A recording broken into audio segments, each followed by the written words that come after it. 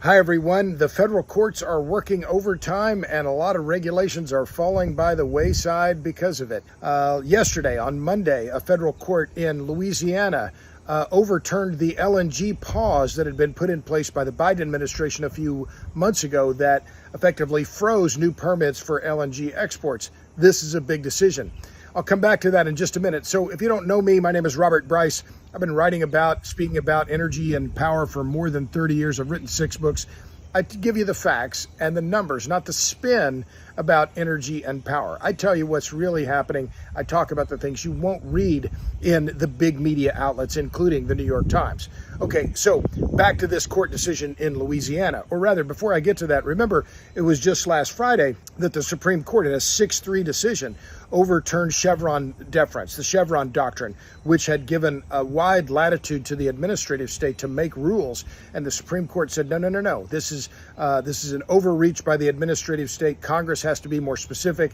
The administrative state has thus been reined in, and it's in a long overdue ruling. Okay, so what happened yesterday? A federal court judge in Louisiana ruled that the pause that the Biden administration had put on new permitting for LNG exports was, in fact, the quote here was that the pause was completely, I'm quoting, completely without reason or logic, and as perhaps the epiphany of idiocracy. Now, maybe the judge meant epitome of idiocracy, I don't know. But this is a critically important move. Why? Because U.S. LNG exports are now key to Europe. In fact, the U.S. has now become the biggest supplier of liquefied natural gas, and that matters in Europe because, of course, Russia's invasion of Ukraine and the effort by European countries to reduce their reliance on Russia.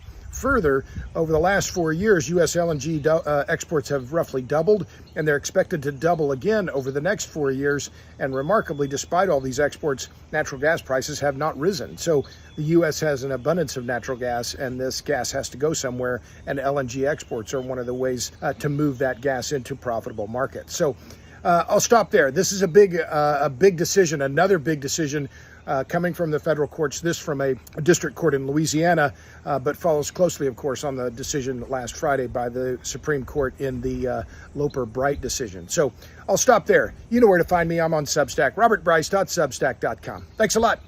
See ya.